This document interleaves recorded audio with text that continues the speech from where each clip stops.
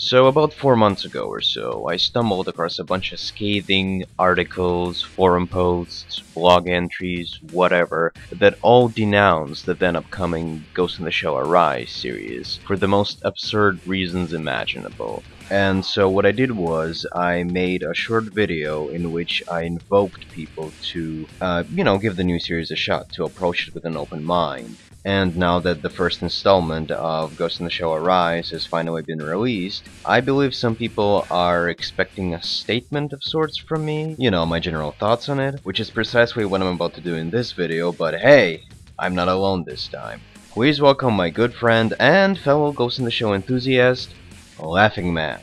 And the codename LaughingMan taken in part from the standalone Complex series. So, Ghost in the Shell Arise. What are your thoughts?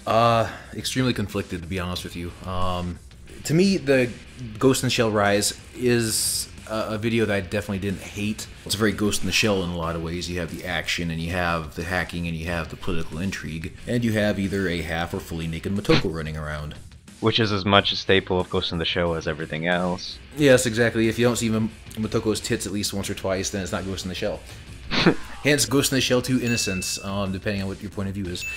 But I didn't hate it. It's a decent action flick, and it's not as it's not up its own ass like a bunch of other animes I've had the displeasure of watching. But it's missing something, and I think it's the fact that it's missing the philosophical elements that historically have made Ghost in the Shell a superb piece of science fiction. And when I mean science fiction, I mean not sci-fi. Sci-fi is killing giant bugs on the... Cyberpunk. Yeah, sci-fi is like killing bugs on a fucking planet. Science fiction, I view more closer to like the works of Philip K. Dick, who used, futuristic settings and situations to make very sublime statements about humanity and kind of where we're going as a species.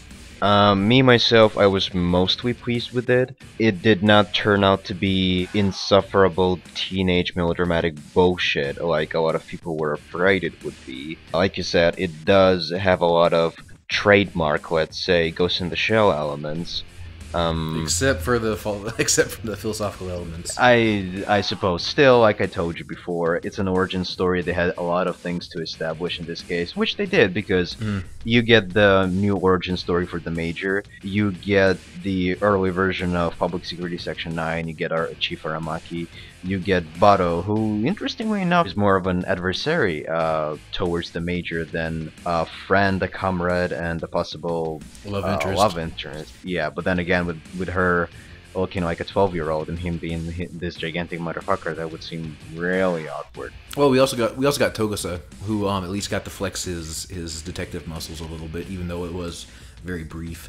Yeah, and also I think Paz actually spoke for the first time. I was gonna say Paz spoke before, but I know he spoke in the original series, but he was mostly like stoic, generic. In this case, he has some personality going on. I totally disagree. Paz is actually, despite him not being really in too much of the Ghost in the Shell mythos, he is actually one of my favorite characters, just because Paz is kind of like the outcast compared to like even Togusa. In standalone Complex, he's an Execuza, he was a criminal, he's a rogue who somehow found his way into this group of otherwise noble intended individuals. But here he's sort of retconned as military police, I believe. Yeah, something like that. Undercover agent of some sort, which I thought kind of hurt his character, because like I said, in standalone Complex, he gets one episode for himself, and it just establishes the character enough that he's just badass.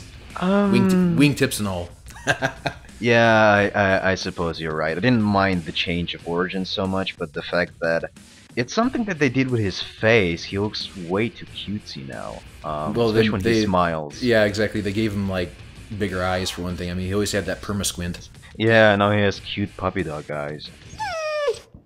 But of course, this is Ghost in the Shell we're talking about, a series that has always been renowned, not just for its compelling protagonists, but also for well-written and charismatic villains. So, my next question to you is, what did you think about the villains this time? What villains?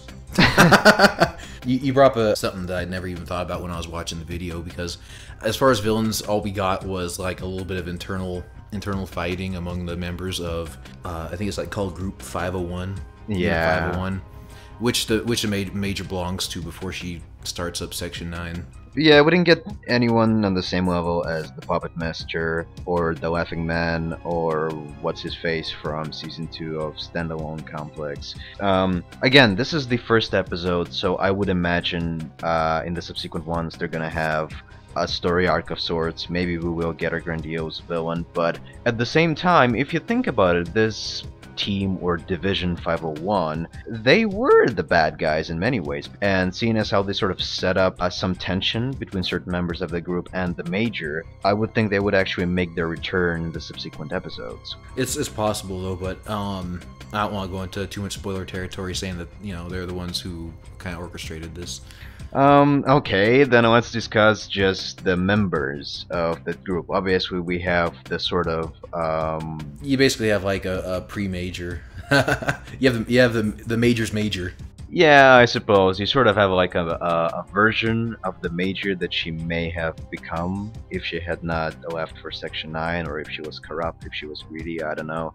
But okay, at least that lady was established. But then we also had two other members of the group who appear for a total of 10 seconds on screen, but apparently they have an axe to grind with the Major, which I found to be confusing. Especially with the Dreadlocks guy, I mean... Well, yeah, the Dreadlocks guy, he definitely has some contention for the Major, even though it's not... I didn't think it was terribly explained, at least not in the subtitled version I got. And the other one is just the stereotypical, you know, sensei, I'm the one who taught so-and-so, and yeah. Yeah, but I mean, why is there even any tension between the Dreadlocks guy and the Major? Because both of them have blue hair? What? I don't know, I'm guessing it's some type of anime trope where there's always some type of rivalry going on. Okay, so what did you think about the feel of this new series? So, and I'm talking about like this new world, its aesthetic, its look. Have you ever noticed that the sky changes in every fucking movie? Yeah. Like, in the original Ghost in the Shell, everything's like green, and in the Ghost in the Shell 2.0, everything changes to yellow, and then Standalone Complex, everything's like blue, and all of a sudden this one, everything's like violet and red. Yeah, they've gone full Batman the Animated Series this time. I was thinking more like the shit, who's the guy who made Batman and Robin? Oh, Joel Schumacher, no. Yeah, I was thinking the whole Joel Schumacher route. Neon everywhere. But the feel of the world is pretty comfortable in between the original Ghost in the Shell, because it has like a lot of, you know, like inner slum type architecture, and it also has a lot of the cityscapes and whatnot of Standalone Complex, so it's somewhere in between the two. Another thing I also noticed is that I'm not gonna say that technology in either the original Moroshi films or the Standalone Complex was terribly futuristic. It was always kind of grounded in reality. The same goes for this one, only for whatever reason it kind of looks like, maybe it was because it's supposed to be set before either the original movie or a Standalone Complex, but it looks kind of like the past in some ways. It's hard to explain. Maybe it's because of the settings in which the episode took place, but it kind of looks like, you know, more like the 90s as opposed to present day, let alone the future. I don't know. That's just my impression. Possibly. I didn't get a good look at any of the cars, so I can't really tell what the era is. Well, I do remember seeing one. Was it a Toyota or a Nissan? An obvious product placement. Subliminal advertising. We gotta get our fucking money back somehow. Yeah, and here you said this episode had absolutely no subliminal themes. There you go. No, I said no, it had no philosophical themes. Subliminal is a whole new matter. It's not about pondering your existence. It's about buy the shit. Well, you could call it a form of ghost hacking. Yes. Whilst we're still discussing the aesthetic of the world, I think this is a good time to bring up the animation style, because despite the fact that it's the same production team that made Standalone Complex, the new series looks vastly different from the old one. So what did you think of the animation design overall? I am honestly, the animation style, I have a few gripes about, but as far as like the design of the Major and the characters, that is so far down my list of priorities that I don't even factor it in, to be honest with you. I mean, I don't give a shit what she looks like. She looks somewhat like the Major. As long as there's some semblance to the characters, I don't really mind. Yeah, she is definitely more tomboyish, and she resembles like a younger version of how she looked in the original Moroshi film. Even the Standalone Complex version of Major, even though she had more of a voluptuous, extroverted, in-your-face appearance. Right. She was a bit of an exhibitionist. Until season 2 when she started wearing pants. precisely. But even though she did look basically like a walking sex doll, she still had that stern personality that is still present in this version of the Major, though she is more of a loose cannon, I guess, due to her age. This is the young version. This is the I don't want to say the edgy version, but you know, inexperienced, and almost there's some moments where she's almost self-doubting, which is unusual for the Major. At least from the standalone complex, she rarely ever doubts herself there. Yeah, because I was about to say that her doubting herself, doubting her existence, or doubting her humanity played a pivotal role in the original 1995 movie. But it wasn't just her doubting her existence, it was more like doubting her own actions and doubting her own emotions, because it was like a personal case for her. So I suppose she was afraid that she might lose control, she might do something stupid, which... Again, this is a side of Madoka Kusanagi that we had not seen before, so I'm totally down with that. Because, again, the point of a prequel is to show an earlier incarnation of the Major, or at least to sort of like explain how she becomes the character we know, or maybe because this is an alternative timeline, it's going to be a whole new version of the Major, which I'm fine with. Yep, and it's definitely apparent that it's a new timeline. The Major's story from Season 2 of Standalone Complex has been completely retconned, and like I said earlier, so has Pauses, which I think that the old version worked better. I wish it was stuck with the criminal version, but still.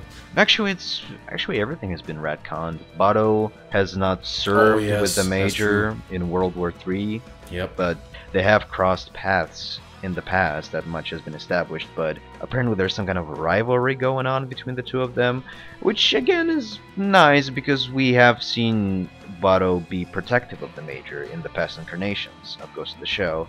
Right. So if there's going to be some tension between the two of them, or maybe like their relationship will develop through the course of the remaining 3 episodes, I'm totally fine with that. Of course, they never really ever had a relationship, did they? I mean, no. I almost think it's like unrequited love. The Bato's always had an eye out for the Major. That's so apparent in Ghost in the Shell 2 Innocence. It was implied. There was some tension between the two of them. Bato wants to be her guardian. He wants to protect her, but the thing is, she doesn't really need protection. Right. What I'm expecting to see in the future episodes is that maybe he does not recognize her authority originally because he thinks of them as rivals, but later on he grows to respect her as a commander. Yes, I was gonna say respect, and then it'll progress into something maybe more. Yeah, like I said, it's a new take on something, which is precisely the point of this new series, to have something new, something fresh, something we have not seen before. Cough cough, Star Trek in the darkness. Yeah. Okay, so last point. Do you have any expectations for the subsequent 3 episodes? Like, is there anything you want to see them address, or maybe rectify some of the flaws that were present in the first episode? Are you hopeful? Yeah, I'm gonna stick with it because I mean I've always liked Ghost in the Shell. I even had to watch like Innocence like 6 fucking times in a row to understand that. Jesus. One. Yeah, well, not in a row, but that was a hard one to understand. I think, at least for me. But. I'll stick with it. I need to rewatch this one just to kind of get an idea. Maybe I missed something to make the pieces kind of start forming a larger puzzle. I hope that they actually do get like some type of villain. I hope to God it's not a puppet master of some sort. That one's been overplayed to fucking death. Yeah, and the last thing we need is young Major contacting old Major and asking, "Have you ever encountered upon your travels?" Yes! The man named Puppet Master. Yeah, we don't need to pull a Star Trek here. I do want to see the relationship between Bato and the Major develop. But also, something you have to consider is that there's a few consistent themes with the Major's personality, regardless of which Ghost in the Shell universe you're thinking of, movies, TV, etc. She's a stoic leader, but at the same time, she's also on a personal quest for identity, like she's looking for something that completes her. The only other character who shares this exact personality is Bato from Ghost in the Shell Innocence. After the Puppet Master incident, where he loses the Major, Bato's own demeanor becomes that of the Major's. A stoic leader who's also trying to find something to fill that void left by the absence of the Major. Even Aramaki realizes it in the movie. So, if losing the Major did this to Bato, what happens to the Major that makes her the way she is? Yeah, I suppose, because it is a younger version of the Major, and while the first movie does end with Aramaki offering her to form Public Security Section 9, and she's of course considering hiring Baro, Togusa, Paz, and the rest of them, it doesn't mean that the Major is, at least not yet, the Major, the intrepid commander, the strong female character that we all know and love. Right. I definitely want to see the character grow. In fact, I want to see well, maybe not everyone from Public Security Section 9, but at least the major players. Because we addressed this earlier, is that if you think about it, certain members of Public Security Section 9 didn't even get all that much screen time in standalone Complex. I mean, Saito, the sniper guy, he got a standalone episode. Paz, he got a standalone episode. But then you have poor Borma, also known as Fat Bato. Fato. Yes, I was totally waiting to set up that joke. Yeah, I mean, the poor guy, he's an expert in explosives, and he was present in certain episodes, but we never got any impression that he's a complex character, or we never really got a glimpse of his character to begin with. So I do believe that this could be a unique opportunity for Ghost in the Shell Rise to stand out by not necessarily rectifying the flaws of the previous incarnations of Ghost in the Shell, but just expanding on them. Yes. And you know, like you said, the only time we've ever actually seen like anything that Borma, aka Fato, has ever really done is like in some of the credits. You see him like holding a menu and like ordering in a restaurant, and it's like, wow. So the guy likes to eat, he makes bombs, and he can hack. That's all we know about the guy. Ghost in the Shell character of the year. Yeah, exactly. We could conclude by saying that we're actually, maybe we're not terribly impressed with the new series so far, but it's definitely not hackneyed, melodramatic teenage bullshit that a lot of people were afraid it would be. So far so good. Yep, and we'll just have to wait and see what happens. And apparently we're not the only ones who have actually appreciated the new episode, because my inbox hasn't been clogged with an endless stream of invectives yet, so... Yes! Go fuck yourself, Max. I'll be the first one to say it. Nah, I can always rely upon you to tell me to go fuck myself, can't I? Oh yeah. And the feeling is mutual. I'm sure. LMCM moment there, fangirls. Yeah, I'm closing this thing out right now.